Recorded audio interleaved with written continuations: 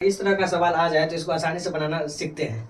दिया हुआ है कि दो वृत्तों की त्रिज्या है क्रमशः 19 सेंटीमीटर और 9 सेंटीमीटर है। तो उस वृत्त की त्रिज्या ज्ञात कीजिए जिसकी परिधि जो है ना इन दोनों वृत्त की परिधियों के योग के बराबर है।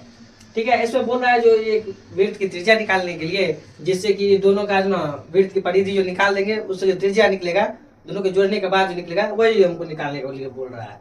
पहले देख लेते हैं वृत्त की त्रिज्या। वृत्त की त्रिज्या दूठो है ना, ठीक है, दूगो है। इसको एक को R1 मान लेते हैं, R1 बराबर 19 सेंटीमीटर लिख देते हैं। एक को R2 मान लेते हैं और 9 सेंटीमीटर लिख देते हैं। ठीक है, अब वृत्त की परिधि निकालते हैं। क्या निकालते हैं? वृत्त की परिधि निकालते हैं। वृत्त की परिधि जो होता है 2 पाई r होता है, 2 पाई r। ठीक है, 2 है तो 2 दे दीजिए।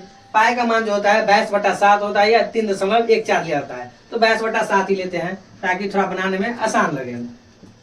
अगर नहीं तो सवाल में दिया भी रहता है कि भाई 3.14 लेना है या 22/7 लेना है। R1 के जवाब पे 19 प्लस R2 के जवाब पे 9, दोनों को जोड़ करके हमको निकालना है, इसलिए हम जोड़ दिए हैं इसको। 2 गुने 22/7 गुने इस दोनों को जोड़ेंगे तो कितना होगा? 19 में 9 जोड़ेंगे तो 28 हो जाएगा। 7 चौक 28।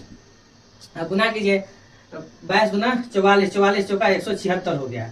ये हो गया हमारा 176 सेंटीमीटर। ये जो है दोनों वृत्त को ना जोड़ करके जो निकाले उसका परिधि ये आया है। अब बोल रहा है जो बड़ा जो आया है इसका परिधि, इसके द्वारा हमको निकालना है वृत्त की त्रिज्या। बड़ा जो वृत्त आया है दोनों को जोड़ करके इसकी त्रिज्या निकालते हैं। सेम फॉर्मूला है, वृत्त की परिधि बराबर क्या होता है? 2 पाई r। ये बड़े वाले का निकल गया 176, तो इस साइड 176 दीजिए। 2 है तो 2, पाई का मान 22/7 दीजिए। r हमको निकालना है। r क्या निकालना है? दोनों को जोड़ करके जो हुआ है हमको परिधि, इसका r निकालना है, तो r को हम वैसे ही छोड़ देंगे।